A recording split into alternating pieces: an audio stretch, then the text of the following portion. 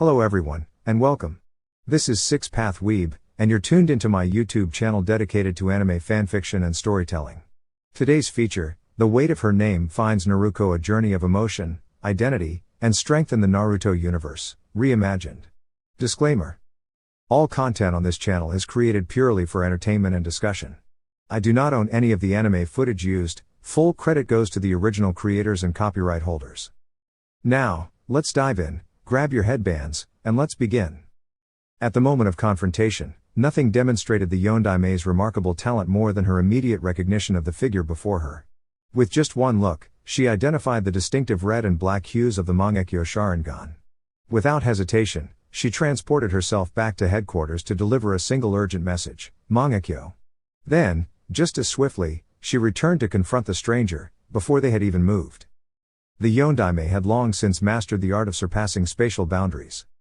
In the days that followed, the shinobi forces, burdened with concern and confusion, pieced together what had occurred. The attack of the nine-tailed fox was a moment that would be remembered in history, and many came to associate the tragedy with the name Uchiha Madara. In this way, frustration and fear settled on both Madara and the Nine Tails. But when it came to Naruko, views varied. Many shinobi understood the nature of Jinchuriki, and the powerful seals that protected their village. They understood that they had to look after the last of the Uzumaki clan, whose legacy remained their strongest safeguard against the mighty fox. Even more so now, with the Mangekyo Sharingan a looming threat beyond Konoha's walls. Sadly, this protection, whether from watchful eyes or silent guardians, did little to fill Naruko's life with companionship or affection. Nor did it shelter her from the misunderstanding of those in the village who didn't truly know her or what she carried. The villagers were hurting, and when people hurt, they sometimes seek someone to blame. There were two names whispered in blame, Madara and the Nine Tails. And though one was far away, the other seemed close, through Naruko. Many ignored the truth. The Nine Tails couldn't hear their anger, but Naruko could. And to some, that seemed enough. Naruko, young though she was, could understand. She truly could. One day, a villager, overwhelmed by emotion, spoke out in frustration. One of Naruko's protectors quickly stepped in, raising her voice with calm strength. Do you know what this child means to our village? Her very existence protects us in a unique way. The Nine Tails cannot simply vanish, it must be contained. And if the Uzumaki line disappears, then who will have the strength to carry that responsibility? The Nine Tails isn't like the others. It takes something special to hold it back. You may not understand, and you don't need to. That's our role, to protect you, and her. No, Naruko said quietly, her eyes shaded by emotions far too mature for her age. He has a point. The Nine Tails changed everything. For him, and for me. Her voice trembled, but her words were steady. The Nine Tails, and Madara too. They took so much from me. My mother. My father. Even my place among all of you. Naruko turned toward the gathered villagers. So okay, let's be upset. Let's feel it together. But if there's ever a way to make peace with it all, I want to know. I want to help. The villager stood silently, struck by her honesty. And as he looked into Naruko's eyes, he saw not anger, but understanding, something he hadn't expected. He saw a reflection of his own grief. And in that moment, the divide between them faded. They were no longer apart in their pain, they were united. The Uzumaki clan had never been vast within Konohagakure. Their true home had once been Uzushio-gakure before it had been torn apart by conflict. A few members had lived in Konoha, Naruko's mother among them, and their collective knowledge and resources had been preserved, passed down to Naruko. It wasn't the same as having a family. But it was something. She had heritage. And with it, a collection of scrolls created by her ancestors to ensure their wisdom would never be forgotten.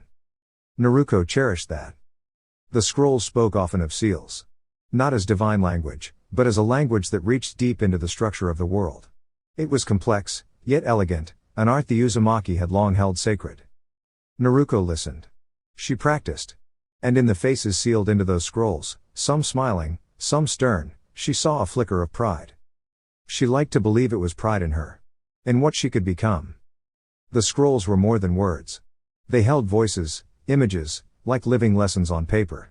They spoke with warmth and certainty. This is our legacy, they said. Seals are not just our art, they are our identity. The world may never fully understand them, but that doesn't mean we give up on them. We are proud to know how the world moves beneath the surface. That understanding is a gift. And now, we pass it on to you. Naruko tried to see it, the beauty they spoke of. She played the scrolls again and again. She listened, but her thoughts wandered. She admired Aunt Haruka's voice in the recordings, the soft clatter of dishes in the background, and always the scent of cookies imagined just out of reach. It was comforting.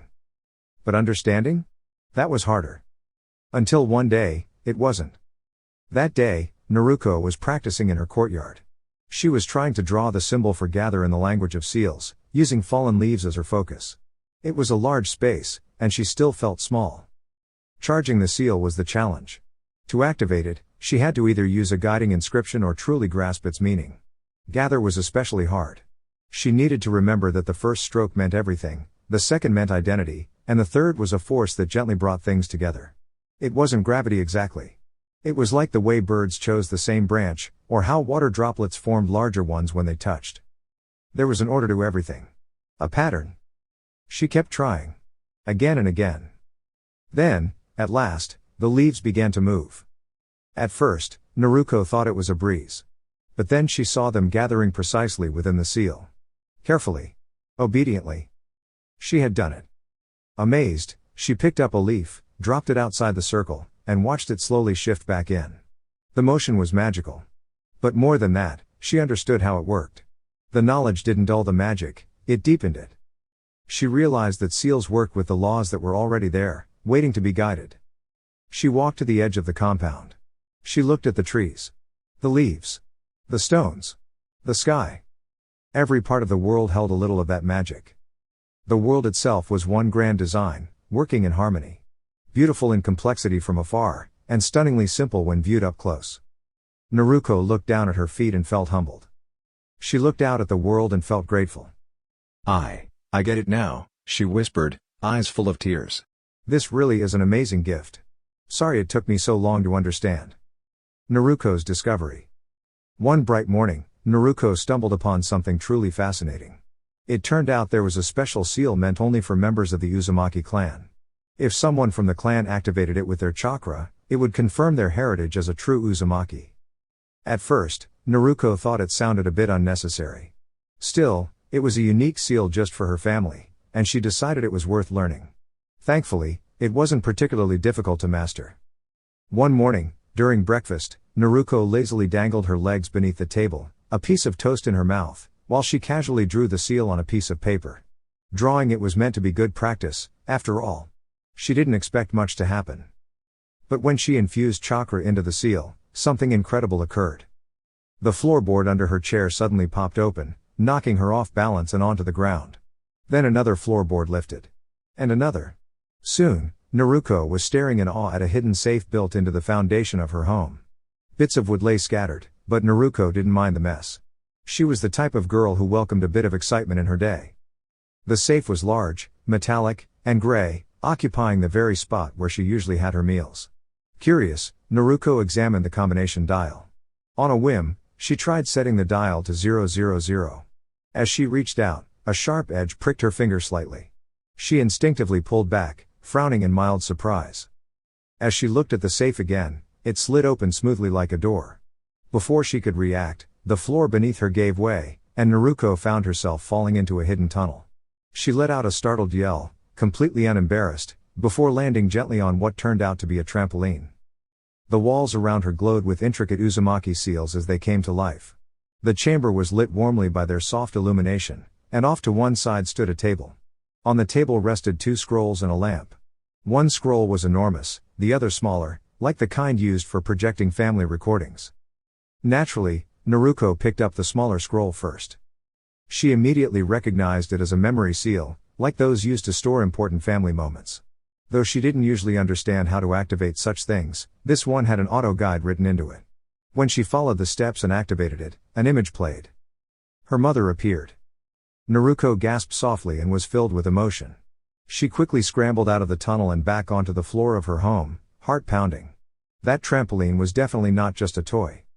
"Naruko?" called one of the Anbu stationed nearby. "I heard a noise. Are you okay?" "What? Yeah, I'm fine," Naruko replied, brushing her hand through her hair.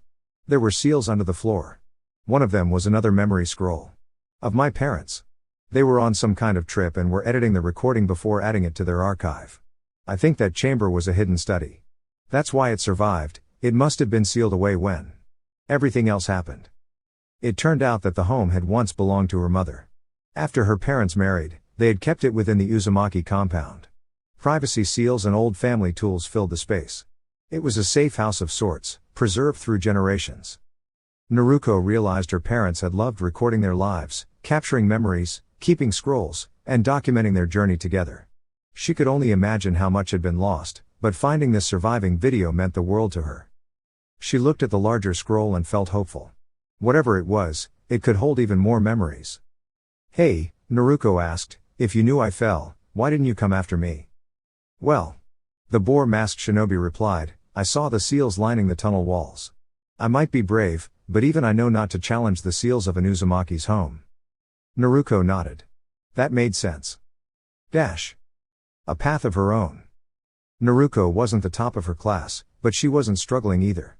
She got by with average grades and spent much of her time reading scrolls at home.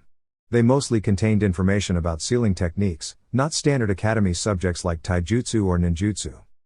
There were movements in her scrolls that resembled taijutsu, but they weren't formal styles. They were techniques designed for stealth, evasion, or quickly placing seals during combat.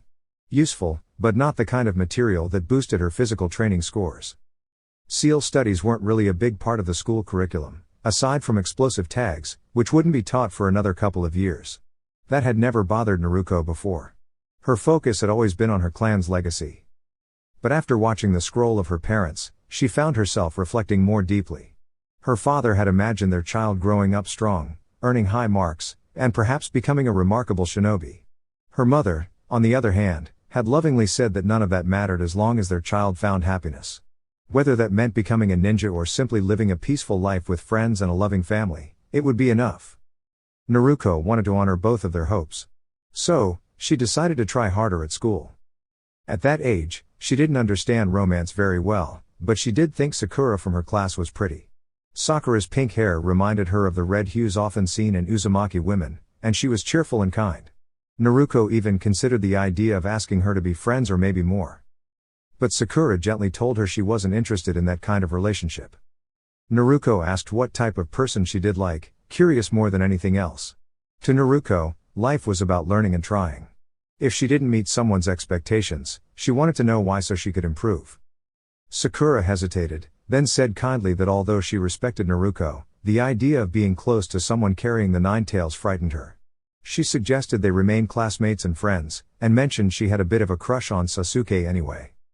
Sasuke, like Naruko, had experienced great loss.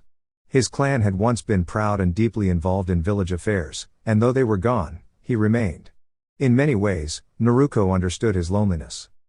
But she didn't envy him. Naruko envied the students who went home to warm meals, siblings, and family chatter.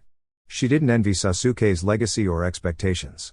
They were both the last of their clans in the village, and perhaps there were still others of their kind in the world, somewhere. Sasuke was well liked by the girls at school.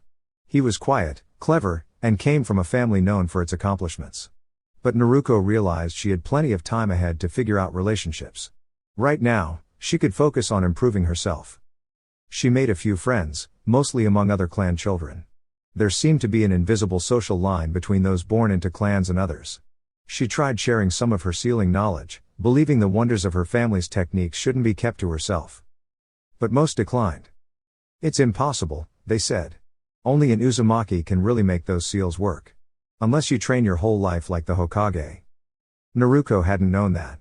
Her scrolls never mentioned her bloodline limit in detail, just that sealing came naturally to her clan.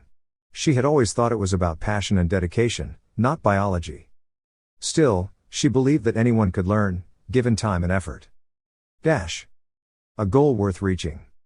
Naruko's true goal was to meet her parents' expectations in her own way. And that began with school. She studied harder than ever before, tripling, her efforts. But there were gaps she couldn't fill simply through determination. When her next test came back with a C+, she stared at it for a long time. She had never cared much for history or formal education before. But now she had a reason to care. As soon as class ended, Naruko stood up and walked to the front. "How far is a C+ from an A?" she asked her teacher, her voice calm but sincere. The teacher looked at her for a moment, considering the question. It is as far as your procrastination, he finally said, and as near as your determination. Naruko smiled gently and nodded. Then, she said with a spark in her eyes, it's not that far at all. Naruko was determined.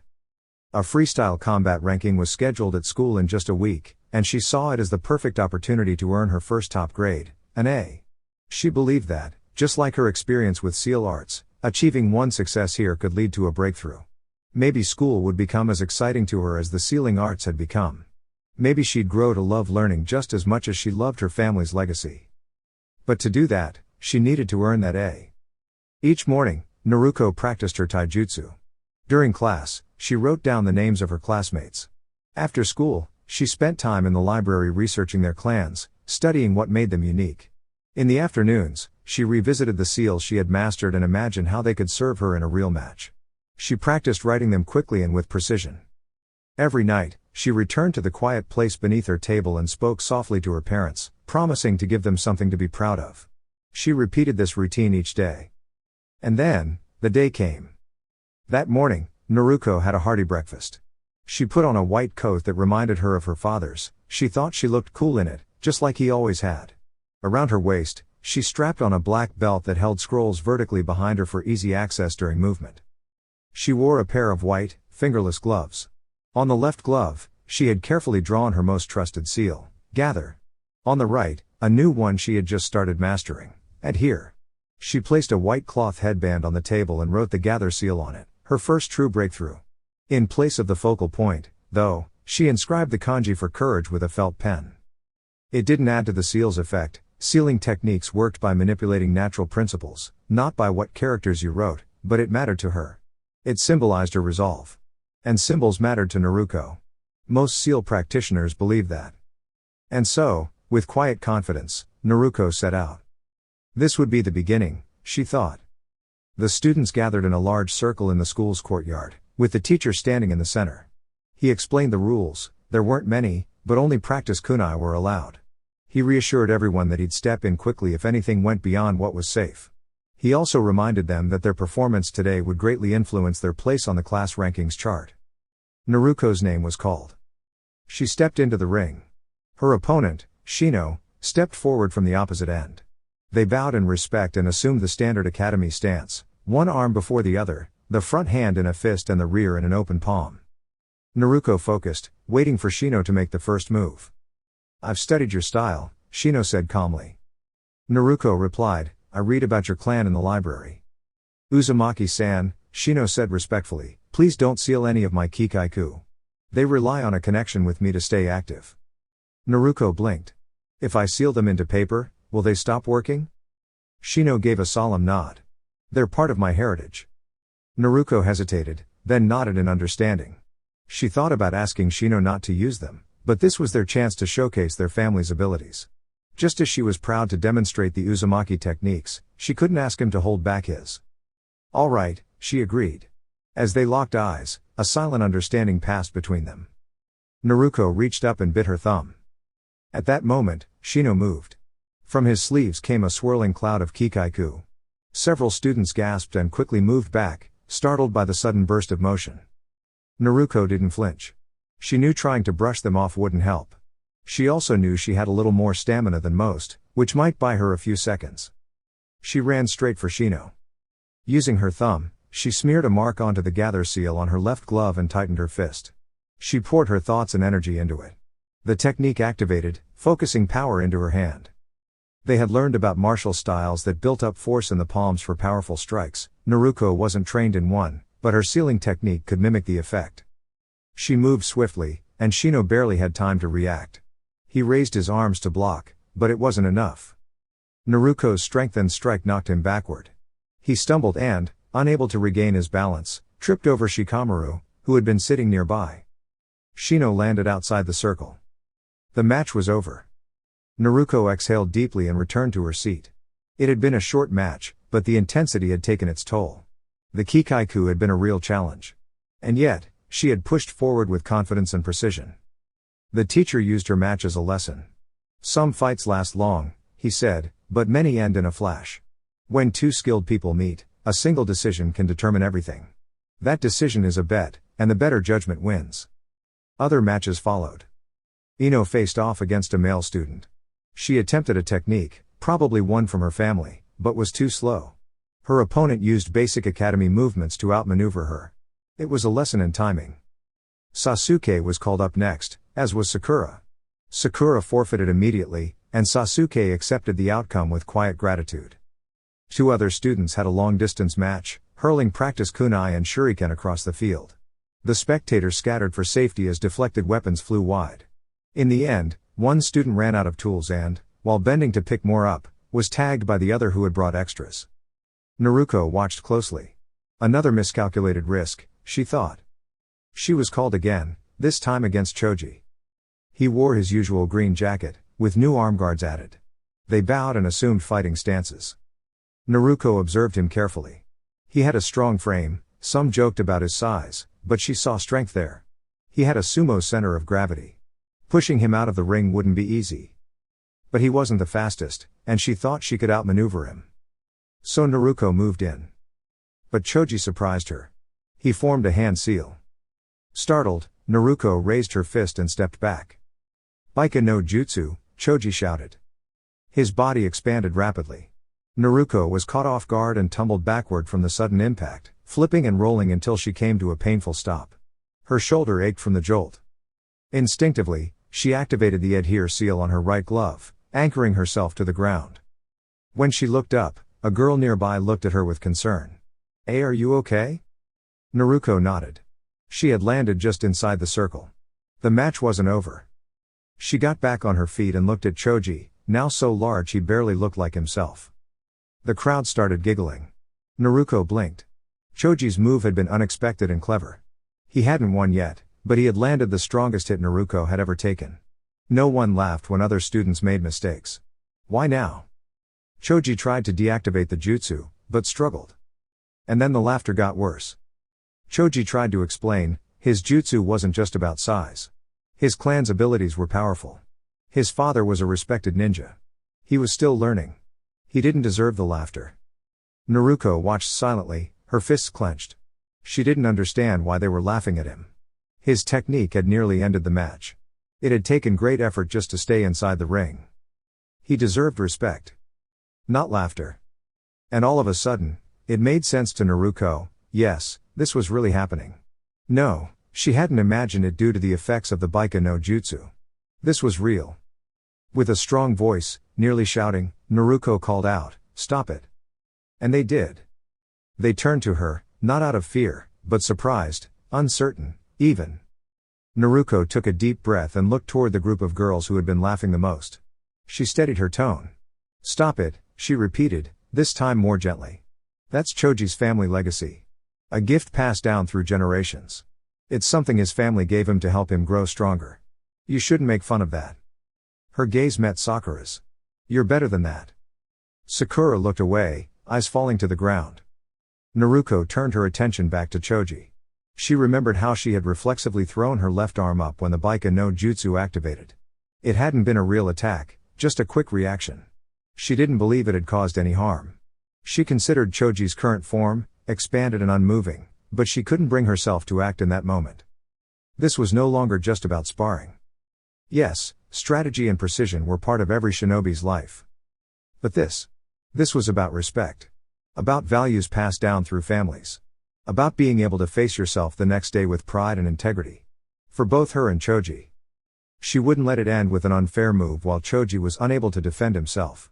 She would wait until he returned to his usual size. And if he expanded again, she would respond with all her strength, aimed fairly, to match his. Uzumaki to Akimichi. Not to prove who was stronger, but to show that both were worthy. Naruko observed that Baika no Jutsu worked through unique principles, expansion, power, and control, like a focused burst of energy. "I'm sorry, father," Naruko thought, watching Choji finally return to his normal form. He reached up to brush his eyes and faced her with a calm determination she had never seen in him before. Maybe not today. As Choji gradually returned to his regular size, Naruko calmly unfastened the two gloves from her hands and gently tossed them outside the ring. She no longer needed the tool marked with intense effort, it had served its purpose. The other glove, which could have helped her stay grounded in the ring, was on her dominant hand and limited her ability to draw precisely. And that simply wouldn't do. Naruko had made up her mind, she would show Choji the true strength of an Uzumaki. As if understanding each other without speaking, Choji seemed to respond with the same resolve. He would represent the pride of the Akimichi clan. Naruko opened her pouch and retrieved an ink brush with her right hand. With her left, she opened a small container of ink. Choji shifted into a new stance, his palms were open and facing forward, focused intently on Naruko. Naruko dipped her brush into the ink and assumed a stance of her own, side on, her gaze steady and fixed just above the brush's tip. Then, they charged. Naruko smoothly ducked beneath Choji's palm strike and, in one swift motion, drew a bold, jagged stroke across Choji's shirt, her technique known as the uneven pressure. She rolled away as Choji stumbled back slightly, his hand brushing against the mark spot. They faced each other again, a respectful distance apart. Choji looked down at the symbol on his shirt with cautious curiosity. Naruko advanced using a signature Uzumaki movement, swift, low to the ground, and graceful. It allowed her to bypass her opponent's guard while maintaining precise control of her brush. She delivered another mark, the opposite pressure. Choji felt a sudden shift in energy and, reacting quickly, grabbed Naruko's wrist just as she reached forward to complete her seal. The two stood face to face, almost close enough to hear each other's breath. Their eyes met. Choji saw emotion reflected in Naruko's expression, determination, surprise, and above all, respect. Naruko reached for a scroll tucked behind her back, and Choji, recognizing the moment, released her and quickly formed a seal. Baika no Jutsu. He called. The technique struck Naruko with such momentum that she was lifted off her feet. Fortunately, her scroll activated the moment it touched the ground, releasing its contents in time to soften the impact. Naruko was stopped by a large sealing stone that had been unrolled just in time. She landed against it and the world briefly dimmed around her. Slowly, the world returned to focus. Naruko pushed herself upright, her limbs trembling slightly. That was clever, she thought. Drawing her in close before using the technique. He knew the closer the force, the more concentrated it would be. Choji understood the balance of strength and timing. Naruko got her footing, noticing that Choji had only now returned to his usual size. She must have been down for a minute. "I'm glad you're okay," Choji said. "Yeah," Naruko replied, steadying herself. "Don't worry about it. You're kind, Choji," she added with a small smile. "But today, be kind to your ancestors. And I'll honor mine too." Choji didn't respond with words, he just nodded, determination etched into his expression, and ran toward her. Naruko raised her left hand, forming a half seal. She began focusing on a symbol known as the worm. It wasn't the strongest of her techniques, nor the easiest to inscribe due to its complex structure, but it could be charged from afar, and that made it powerful in its own way. Choji stopped abruptly, clutching his jacket as heated air seemed to rush out from it. It looked as though something inside was trying to escape, but in truth, it was simply warmth radiating outward.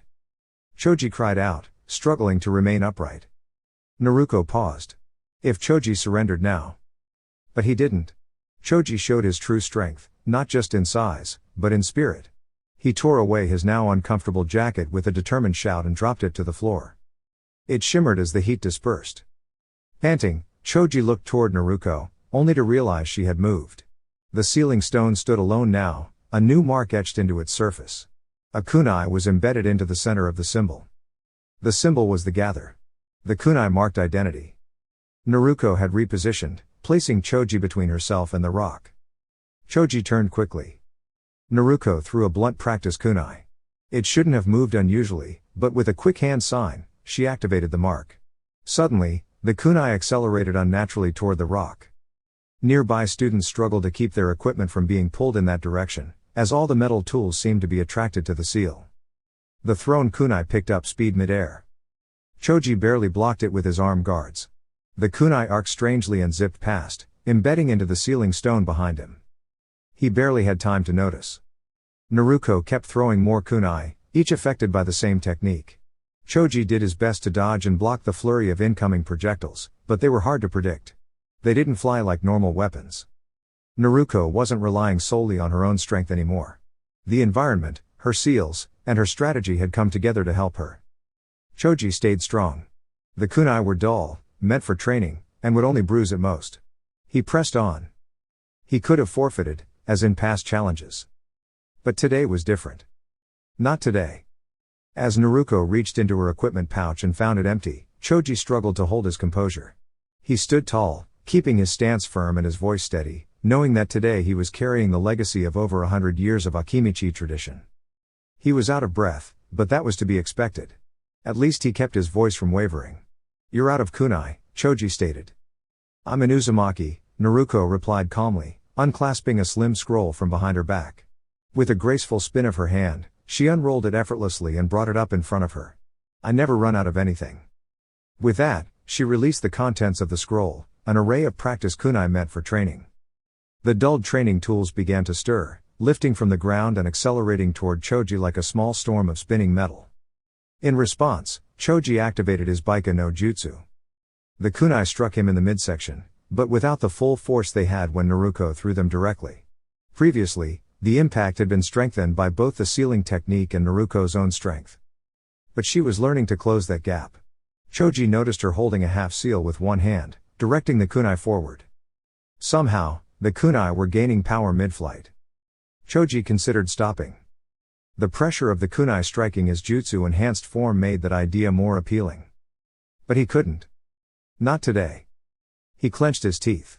People sometimes laughed at his technique. They didn't always understand its potential. But that wasn't the technique's fault. It wasn't his family's fault. It was up to him. He hadn't yet shown the world how amazing it could be to grow, physically and personally, in the blink of an eye. But today would be different. With a deep breath and a shout, Choji tapped into energy he didn't realize he had and pushed even more power into Baika no Jutsu. His size increased once more. And as he neared the boulder marked with the gather seal, he pressed into it with his enlarged form, breaking its hold. With the release of the seal's force and Choji's newfound strength, the kunai rebounded. Some scattered toward the audience. Others sailed overhead. Most returned to Naruko. Time seemed to slow as Naruko's focus sharpened. She remained calm, her instincts guiding her. The instructor was already in motion, but the true risk was in front of her. And if she dodged to the side, the people behind her might be in harm's way. She could avoid it, she was prepared and alert. But those behind her were not.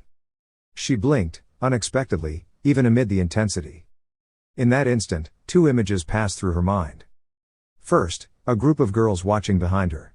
Second, her father, holding a piece of paper, though she couldn't make out what was written. His face, too, was indistinct. Naruko opened her eyes. The kunai were still approaching. Her chance to move was slipping away. She raised her arms to shield her face. "I'm sorry, father," Naruko thought. No top score today. Something more important came up. Sasuke stared at her opponent and was overwhelmed by a sense of wrongness.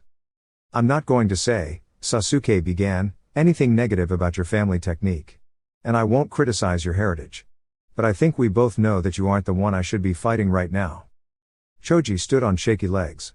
This was the final match of the freestyle rankings. He had been bruised around his midsection while using his expansion technique. Now that he was back to his normal size, the bruises were just as painful, though concentrated in a smaller area. Choji was exhausted, barely able to stay on his feet. But at least he was standing. Naruko was in the infirmary. The thought of his opponent, who had been so strong and brave, was enough to keep him upright. He had fought hard alongside Naruko, and though he had won, he couldn't let his guard down now. If he did, he wouldn't be true to himself. Sasuke continued to stare at the larger boy. "Your technique. It's incomplete. Mine isn't." Sasuke brought his hands together, forming a tiger seal. "I can overpower you. Your jutsu won't protect you from non-physical damage, like heat. Surrender." Choji gritted his teeth. "Not today." Sasuke nodded, and the teacher began the match. Choji collapsed in a ball of fire. The Kyuubi, Naruko thought, was at least useful for something. It had gotten her out of the hospital before she had to endure more of that awful hospital food. Choji had been placed in the bed next to her, and if possible, he seemed even more displeased with the meals than she had been. But Choji ate anyway, explaining it was tradition to never waste food. Naruko had been prepared to argue what edible meant, but in the end, it didn't matter. Naruko sighed. It didn't matter. None of it did. She wanted to succeed. To win. To earn a good grade. But she had lost. Simple as that. She had tried so hard. She didn't blame Choji.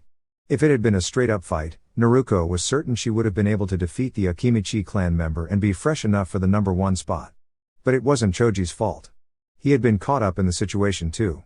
The audience had turned it into a battle of clans and determination. But it didn't matter. She had lost.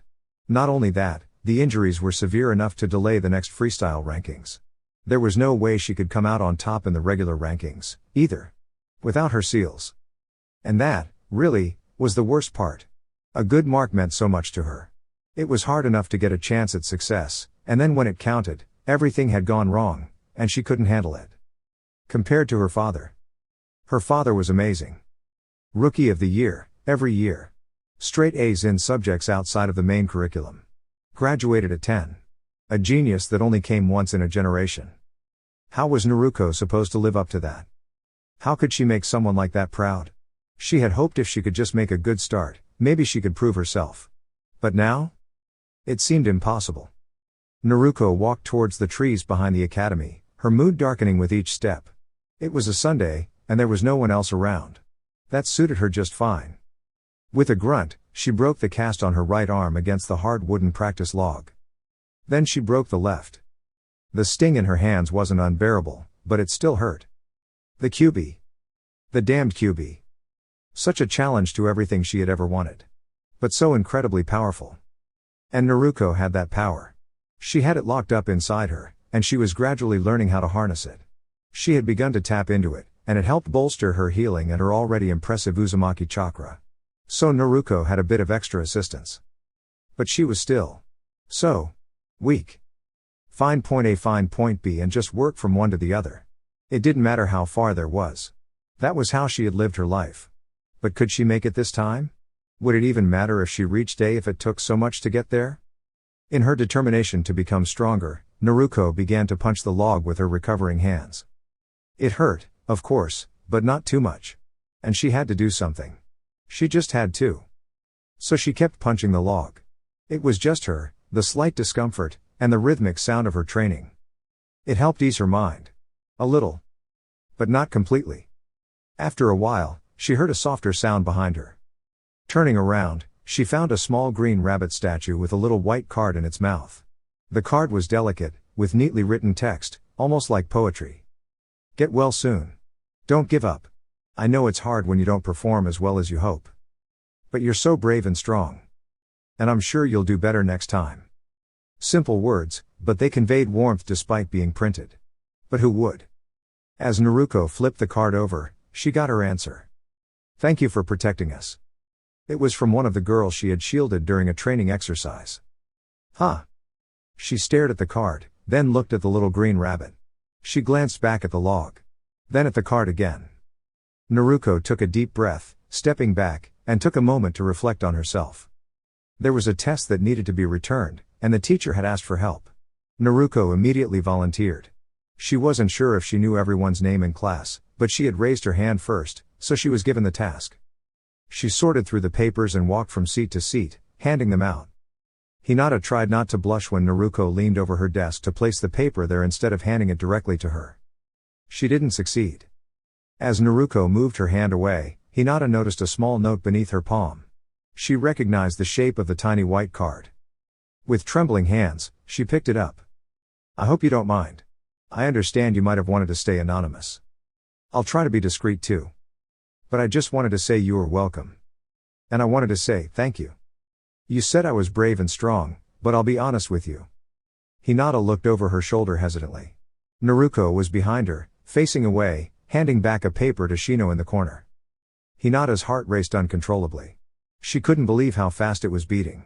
She was certain it could not endure this much excitement more than once in her lifetime. But this was the moment. Her hands shook as she flipped the card over. At that time, I felt like I had run out of courage. But you gave me some. Enough to get back up. If you ever need a little strength from me in return, come find me. I promise I'll help you. P.S. You have a very unique writing style. It's beautiful. You must practice calligraphy or sealing arts. And Naruko-chan, Hinata whispered. She was so. She held the card close to her chest for a moment, and when she closed her eyes, she could almost feel Naruko's strength seep into her. Hinata exhaled shakily before carefully tucking the card into her left jacket pocket. She tried not to blush so hard that she might faint. She didn't succeed.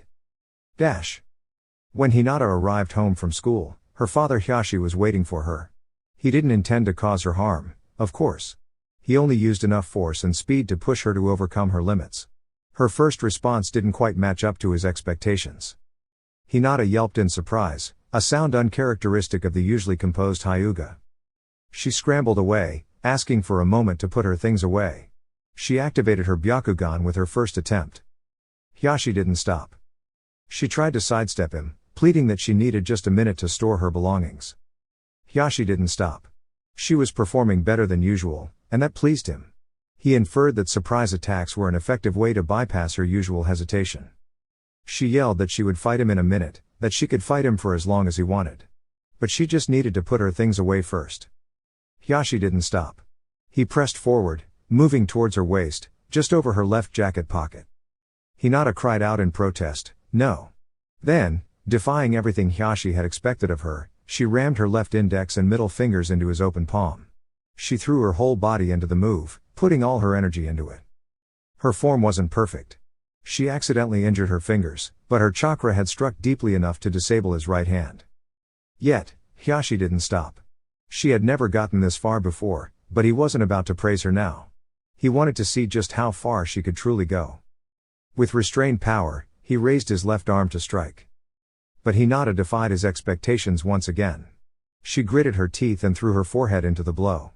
In an actual fight, this would have been a fatal mistake, especially against a Juken practitioner. But Hyashi couldn't use Juken on his own daughter. And then, Hinata reached up with her right hand and twisted Hyashi's wrist, dislocating it. Finally, Hyashi stopped. He stared at his daughter with admiration. Hinata stared back, nervous and apologetic. She quickly said, "I'm sorry. But I really do need to put my things away." "Okay class, today we're going to start with sealing and begin to talk about the explosive tag." Naruko perked up instantly. The teacher moved about in front of the class, holding a chalk stick in hand. "Now," he said as he began to draw a basic seal on the board. "Seals are the language of the gods." "Not exactly," Naruko said, out of reflex more than anything. The teacher paused and raised an eyebrow at Naruko. "And what are they, then?" The class, as one, turned expectantly. Naruko became a little nervous. "All the same, well, the gods are embodiments of certain natural forces. They're avatars. Seals are representatives of natural forces." "Question?" Sakura announced, raising her hand. No one was surprised. Asking questions was pretty much Sakura's role in class. "Are you saying that seals are kind of godly?" "Sort of. More like, gods and seals are both kind of nature. Why? It's like, seals are like pictures of the gods, or their shadows, or a millionth of a god, or similar kinds of things." Sakura's hand shot right back up again. "If someone made a seal that was a million times better, would you make a new god?" There was no pause. "Well, sure. But it would have to stretch over the whole main continent, and be charged by enough chakra to summon every boss summon ever known. About 30 times each." "But you would actually make a god?" Sakura clarified. "Like, you would be able to control it?" "Forcing that much law to gather means that you're already controlling the god."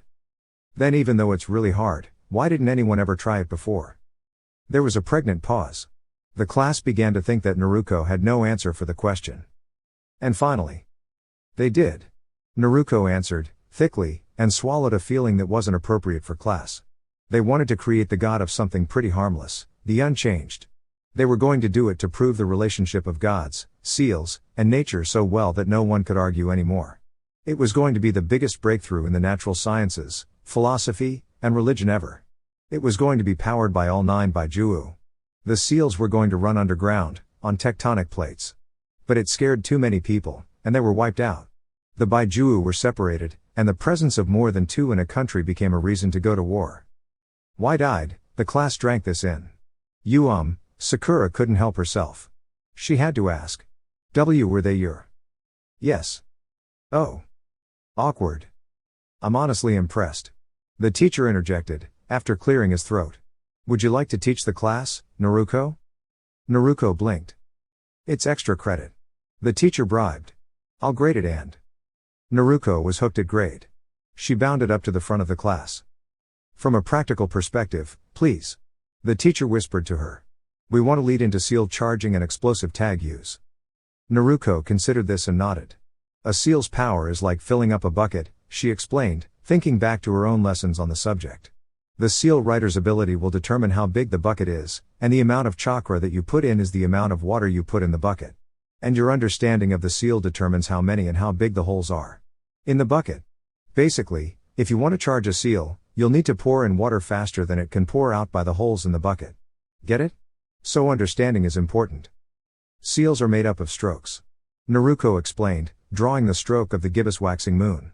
And each stroke represents something. Sometimes they represent more than one thing. To charge a seal you need to either understand the strokes that make up the seal, or have a special kind of seal that will basically do the understanding for you connected to the first seal. If seals are like laws or rules, then autoflow seals are like lawyers. They help you handle the law you don't understand, but they charge you a fee. Sakura's hand shot up. Usually somewhere between 10 and 30%, Naruko replied before Sakura could ask her question. Sakura's hand dropped. A few seconds later, it shot up again. Of everything. Naruko added. It tends to mess with the integrity of the writing of the main seal, so the bucket would be smaller, and it leaves a larger hole in the bucket as well. Sakura's hand dropped. Maybe she would just wait until Naruko was done speaking to ask questions. She seemed amazingly on the ball. A lot of seals can't be autoflowed. Naruko added. But the explosive tag can. Actually, the Hokage was part of the group that came up with it. So to charge it, just stuff chakra inside. It will then be primed and the kanji in the center represents the key thought to activate, baku or explode, or really anything that gives a sense of explodiness will be just fine. You should know it's not actually kanji in the middle. It's a complex array of seals that provide the autoflow, reformed and shrunk to form baku for convenience. The seal crafter fee for the auto seal, really, is where 30% of the cost of these tags come from, by the way. 40% comes from the annoying process to check the level of strength and reliability of the tags, since they all look the same and no one wants to get conned. Then there's a 20% store markup, and only the last 10% of the cost actually pays for the time to write the exploding part of the seal. Well, the point is that explosive tags are a lot of work and cost, so make the best of them. But I think the big part of the problem everyone has, is the whole idea of triggering with baku. I mean, the way it's written, even thinking I don't want to think about baku will make the thing blow up so. And Naruko continued to teach. On the way home that day, Naruko came face to face with a sight by the school gates she hadn't expected to see. Sasuke. Naruko frowned. What do you want? A pair of soft thuds were his only answer, as a few items fell at her feet. Naruko stared down at the pair of white fingerless gloves at her feet. She looked up, now on guard. What is this? Put them on, was his only reply. Naruko frowned at her classmate for a while, before turning her head to the side and sighing. There's no point. Forget it.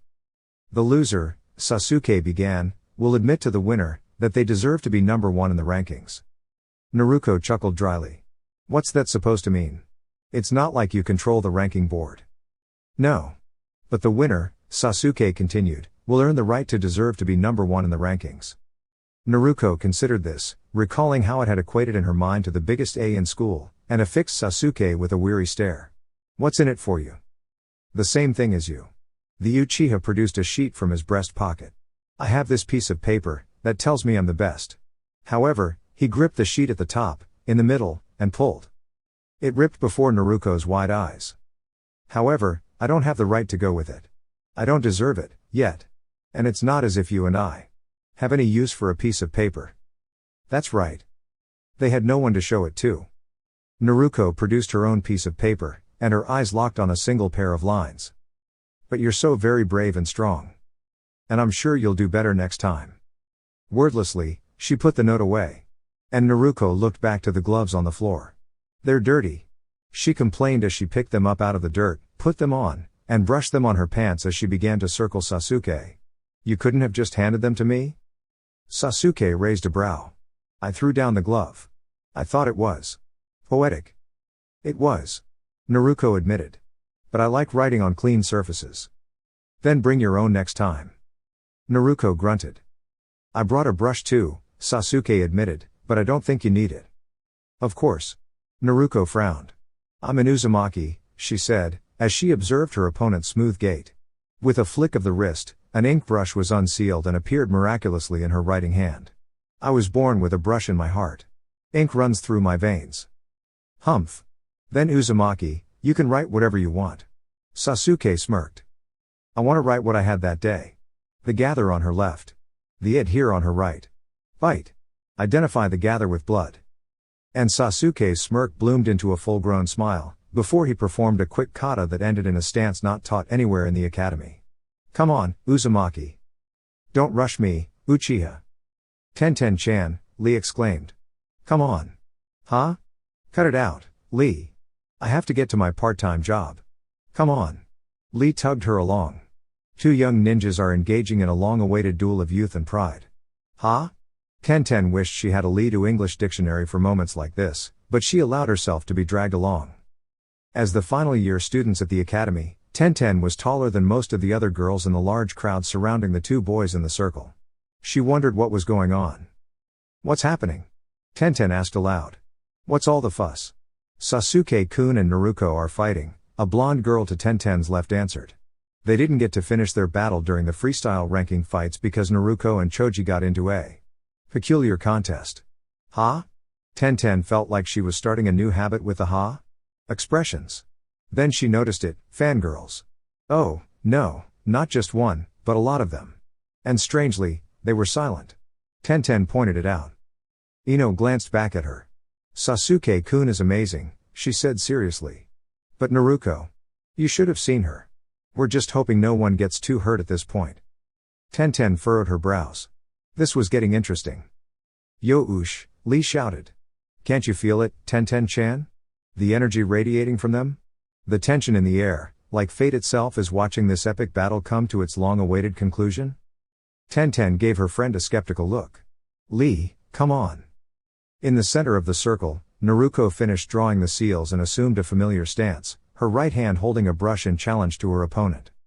Choji? Naruko suggested.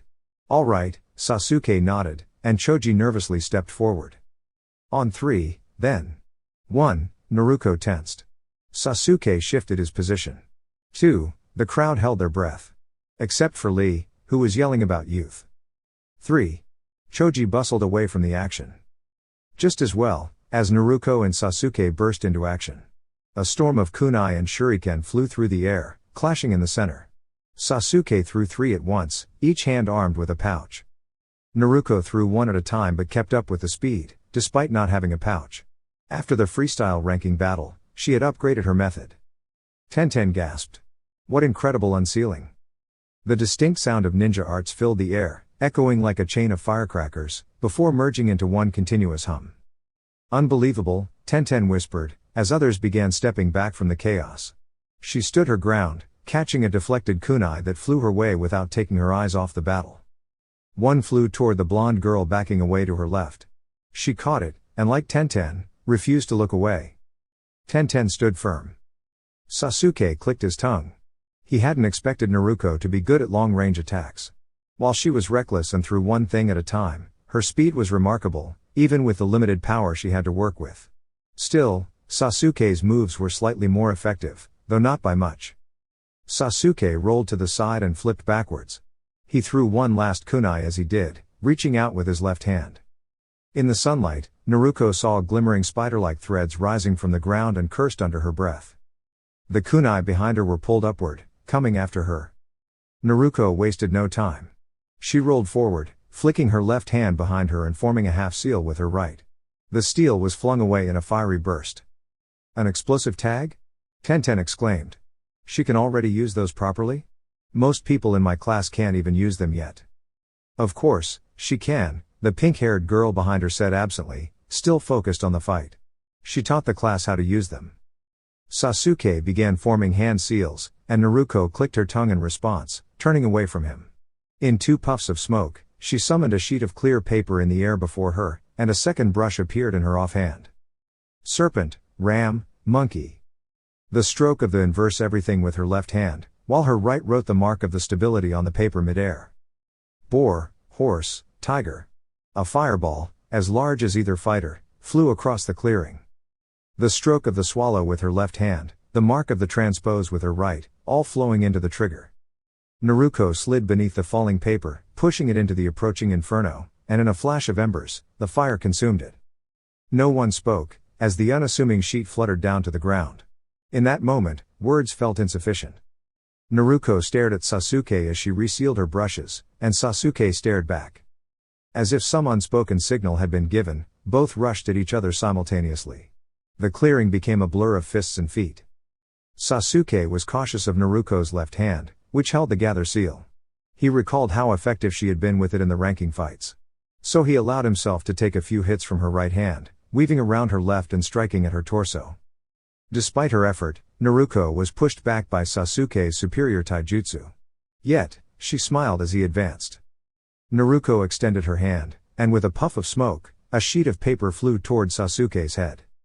Sasuke flinched and leaned back just in time to avoid it. The paper fluttered harmlessly toward the crowd, who gasped in surprise. Someone then realized it was blank. Naruko stood, still smiling, and raised her left hand, her forefinger and middle finger together. Sasuke, now suspicious, glanced down. Naruko flicked her gaze downward, too. A discarded sheet of paper, marked with the inverse everything, the stability, the swallow, the transpose, and the trigger, was barely visible beneath Sasuke's foot. Oh! Sasuke muttered under his breath.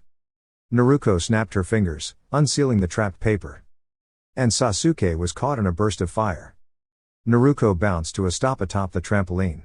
Wow, that never gets old, she thought with a smile. It was always fun, and her mood was soaring. With a joyful leap, she hopped off the trampoline and headed toward the small video scroll of her parents, kept in their cozy little study. The paper was a bit worn, patched with tape and whiteout, yet still functional as she smoothed it out. When her father had once confidently said that he believed Naruko would earn A's in school and become a great, honorable shinobi, just as he always did in that part of the movie, Naruko displayed the paper to him, proudly showing the words, "First in class." And just below that, in whiteout, "Uzumaki Naruko." "I won it from Sasuke," Naruko explained. "It's unofficial, but I..." Before she could finish, her mother interrupted, gently chiding her father that Naruko didn't need to be a ninja or achieve perfect grades to be happy. All that mattered was that Naruko lived a life filled with love, friends, and a supportive family, and that she grew up to be a good young woman. Her father smiled sheepishly, agreeing, and together they headed out for ice cream. And Naruko realized nothing had changed. But then again, it was just a movie. Just ink, chakra, and a little bit of time. With a sigh, Naruko ripped the paper in her hands, frustrated, and tossed the crumpled pieces aside. Sasuke had been right. They had no one to show it to. She knew that. She understood that. Ten-Ten-chan? Lee called out to his jogging companion. Ten-Ten didn't respond. Yesterday had been a fantastic display of skill, but now, in the soft morning light as they jogged together, the excitement had worn off. The awe faded. A sharp feeling of comparison settled in. Ten-Ten-chan? They're a year younger than me, but they were so. I thought I worked hard, but geniuses really have something else. Ten-Ten muttered under her breath. Is it impossible, after all? She asked quietly. Ten-Ten-chan? Lee asked, genuinely concerned. Ten-Ten stopped her jog and turned to face him. Catching up, I mean. She trailed off. Lee blinked. No, Guy-sensei is only one lap ahead. If we keep pushing ourselves, I'm sure we can catch up. To the geniuses, Lee, Ten-Ten exclaimed, frustration in her voice. The ones with natural talent, heritage, and resources. Is it even possible to catch up, to close that gap with hard work? Lee's face softened, but he remained determined. Ten-Ten-chan, I'm sure you can do it. No, Lee, Ten-Ten sighed. I can hit a bullseye from 30 paces, but I'm not foolish enough to think that I can match them in sheer power or skill. A giant fireball or explosive tags? I don't stand a chance against that. Lee looked at her, serious. Ten-Ten-chan, what I saw yesterday was fire, passion, and determination. You've got that in you, I know it. Yeah, well. Ten-Ten muttered. I guess we see things differently, Lee. I guess so, Lee said quietly. But hey, Ten-Ten-chan, could you close your eyes for just half a minute? Ten-Ten raised an eyebrow. That's specific. Why? Please. Maybe when you open them again, you'll see things differently. Lee asked earnestly. Ten-Ten sighed but complied, closing her eyes. 30 seconds later, she felt a tap on her shoulder. Lee? She asked, confused. OSU. Lee greeted with a bow. Sorry for keeping this from you, Tenten-chan, but I've been wearing weights. Tenten stared in disbelief. She had been left behind, unable to catch up, not just to Guy or Naruto, but now Lee as well. Tenten-chan, Lee began, cautiously, you lack the fire. Are you about to give me one of those speeches about youth? Tenten asked dryly. She wasn't in the mood. Lee hesitated. No. I wasn't going to, but you've got to understand that passion comes from here, he said, thumping his chest. Tenten frowned. I don't get that stuff. You don't? Lee exclaimed, raising his hands in dramatic flair. Youth is an explosion. I don't understand what you're saying, Tenten sighed. It is. It's an explosion, Lee cried, his enthusiasm overflowing as he struck a pose, one that matched the sheer passion in his heart. Just then, an explosion in the distance perfectly punctuated his statement, sending a tree tumbling through the air. It landed with a loud thud by their feet, the sign of the Uzumaki estate still hanging from the branch. Wait. That's someone's property, Lee, Tenten gasped. I didn't do it. Lee protested. Oh no, Lee. Did you blow up their tree? Their house, too? It was an accident. Lee defended. I didn't mean to. Tenten just stared at him, rubbing her forehead in exasperation. Lee. You're unbelievable sometimes. But then, as she looked around, she realized she wasn't just frustrated. She was impressed. Tenten scaled the wall ahead, clambering up with her climbing claws. On top, she was greeted by an unexpected face. Bear? She gasped, retreating in shock. Really? Lee said from below, hurrying up. I always wanted to try fighting a bear. Really? Naruko's on-site shadow asked, his voice muffled behind his mask. You want to fight a bear, Onbu? That's oddly specific. And dangerous. No sir. Just a regular bear, Lee clarified quickly. Ah. That makes more sense. Am I in trouble, sir? Lee asked, his voice nervous. Well, that depends on your ability to avoid shrapnel. Wait, what? Lee started, but an explosion rang out, sending a rock flying toward him. He winced as it hit him in the side of the head. Ow! He groaned. How did you let me get hit? Lee complained to Tenten. I've been blocking for you, idiot, Tenten replied, rolling her eyes. She had her hands full, carefully holding a pile of shrapnel. I'm not just going to drop these and trigger a trap. This place is rigged to blow. Right, Lee said sheepishly. I didn't know. You should listen more, Tenten advised, shaking her head. These explosive tags. I think they're everywhere. The whole place feels like it's set to explode at any moment. Lee looked at her, then down at the wreckage. Wait. Wasn't this Naruto's place? Yeah, Tenten nodded. It's definitely got Naruto written all over it. Naruko's shadow agent turned his attention to the two of them. Are you classmates of Naruko? He asked, an unexpected softness in his tone. Tenten nodded, feeling the weight of the moment. Yeah. I think she could really use a friend right now. For Tenten saw, with a sharp eye, the expression on Naruko's face. The frustration. The loneliness. The isolation. Poor girl. It stood there, an imposing figure. The Jericho. The last unexploded rock. It was a rock Naruko had collected and named. A rock to seal things in. A rock to write seals on. A rock almost as tall as her high compound walls, and a rock that had been difficult to bring into her abode. And now, she stood before it, only seeing a monolith of wasted time and effort. Damn it. She muttered, striking it once more. Damn it.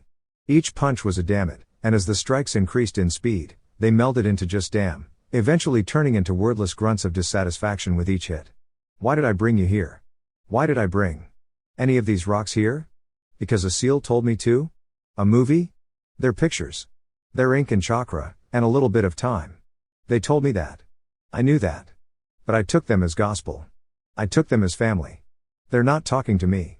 They're just teaching me. I knew that. But still, I don't know what I expected. I expected something. But that's because I'm foolish. I have no family left. I knew that. Why have I tried so hard all this time? What am I running toward? There's nothing there. I thought I was sealing for sealing's sake, but that's just a lie. The art is amazing, but I'm not running myself ragged because I enjoy it. When did I start seeking approval? From pieces of paper? When did I start believing in the fantasy and disregarding my parents' death? And why did I exhaust myself collecting all these rocks? Ugh, I'm such a fool. You're not a fool, Tenten whispered, holding her arm. Did I say that out loud? You're still saying it out loud, Tenten murmured. But there's nothing wrong with trying hard, either. I think it's very impressive. Damn it. Damn it. Tenten held her. On the wall, Bear let out a low whistle. You know, kid, I have to say. Walking up to an Uzumaki, in their own compound, carving a giant explosive seal out of a giant rock with her bare fists? Takes guts. Takes a lot of bravery. Bear commented. I'll admit it, because my identity is hidden, but I was in awe when she jumped down there and started weaving through homing trap kunai and illusionary dragons that spewed real fire. Bear turned to Lee. Your friend is something else. Absolutely. Lee nodded. When she truly tries, she's unstoppable. She's just not the type of person who gets fired up over herself. And that's a wrap on my new fanfic. I hope you guys enjoyed this fresh twist. If you found it interesting, don't forget to like, share, and subscribe to my channel for more cool content. Your support means the world to me. With lots of love. 6 Path Weeb.